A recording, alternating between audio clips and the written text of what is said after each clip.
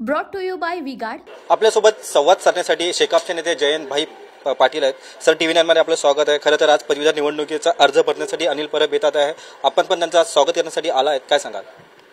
अनिल परब आणि अभ्यंकर हे दोघांचे फॉर्म भरण्यासाठी मी या ठिकाणी आलोय आणि मुंबईमध्ये महाविकास आघाडी आणि इंडियाचे हे दोन्ही उमेदवार चांगल्या संख्येने मताच्या चांगल्या संख्येने निवडून येतील अशी मला खात्री आहे।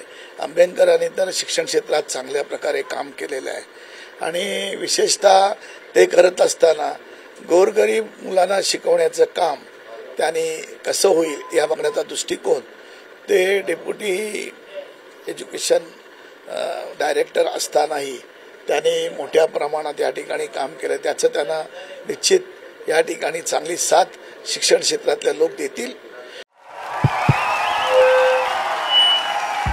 उनका बैकअप सिर्फ कल तक और हमारा चांद तक। हमारा नेता कैसा हो जो नॉन स्टॉप बैकअप दे वैसा हो। अब की बार वी गॉट इन्वर्टर बैटरी का चमत्कार। आणि अनिल परब एक प्रभावी आक्रमक आणि विधिमंडळामध्ये सगळ्या विषयावर बोलणारा एक ॲडव्होकेट म्हणून आम्ही त्यांच्याकडे आदराने बघतो।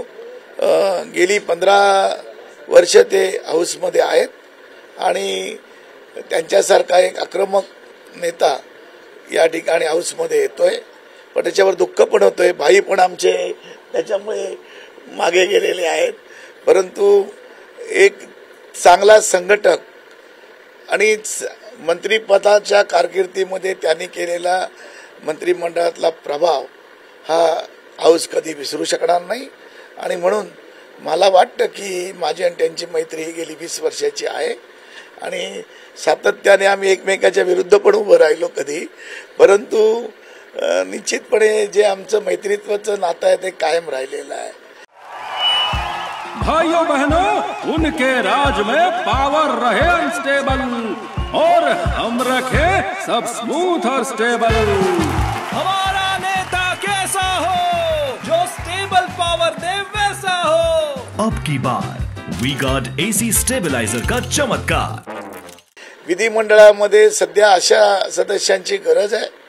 विधिमंडळ जे आणि आमच्या वरच्या सभागृहात याचा अभाव पडत चाललाय असं मला वाटतं की वरचं सभागृह हे वेगळ्या तऱ्हेचं एक अभ्यासू लोकांचं आणि कायद्यामध्ये विशिष्टपणे बोलणारा एक वक्ता किंवा आमदार सभागृहातला पाहिजे आहे आणि तो आता मिळतोय याचा मला आनंद होतोय। खरं तर महायुतीचे अजून उमेदवार जाहीर झाले नसले तरी देखील मनसेकडून अभिजित पानसे यांच्या नावाची चर्चा आहे, ते उमेदवार देखील आहेत, तर कसं पाहता याकडे? नाही, मी त्याचा काही अभ्यास केला नाही आहे। कोण उमेदवार आहेत, कोण राहणार आहेत मला माहिती नाही आहे, पण अनिल परब हे मला वाटतं 1,20,000 मतं काहीतरी नोंदली गेलेली आहेत, त्यातली 70-80 हजार मतं ते सहज घेतील याची मला खात्री आहे। खरं तर रायगड लोकसभेसाठी आपण आनंद गीते यांच्या प्रचारामध्ये सदैव सर्वांना पाहायला मिळालं व आपण खूप मेहनत देखील केलेली आहे, मात्र टीव्ही 9च्या एक्झिट पोलनुसार आनंद गीते हे आघाडीवरती आहे, तर कसं पाहता? मला पोलबिल कळत नाही, मी काय तेवढा विद्वान नाही आहे, परंतु मला सांगतो या 6 मतदारसंघामध्ये प्रत्येक मतदारसंघामध्ये लीड घेतील एवढंच मी तुम्हाला सांगतो। मी जे केले, मी या मतदारसंघामध्ये निवडणुकीच्या काळात 40 सभा घेतल्या, व्यक्तिगत सामुदायिक। उद्धवजी आले, पवारसाहेब 3 वेळा आले। या सभा घेत असताना जो जनतेचा प्रतिसाद आहे तो मोठ्या प्रमाणात आहे आणि त्याच्यामुळे मी निश्चितपणे सांगतो की या ठिकाणी ज्या पद्धतीचं काम गीतेने केलं होतं त्याप्रमाणे एक स्वच्छ चारित्र्याचा आणि क्लीन असलेला माणूस म्हणून गीतेच्या उमेदवारीकडे रायगडकर रत्नागिरीकर बघतात आणि म्हणून मला वाटतं की मी काही बेरीज मागत नाही, कधीच मारत नाही।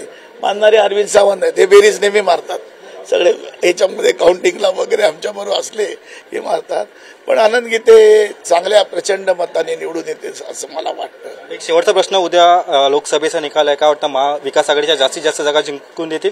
महाविकास आघाडीच्या जागा येतीलच, पण मला मुंबईच्या 6 जागा पाहिजे आहेत।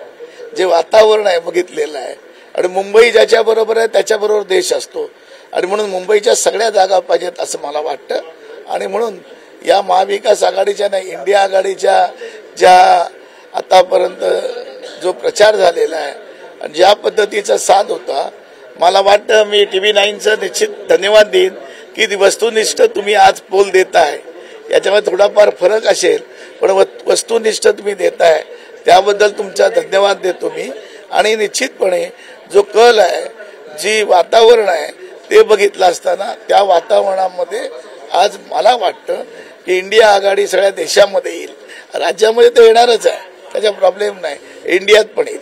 Brought to you by V-Guard.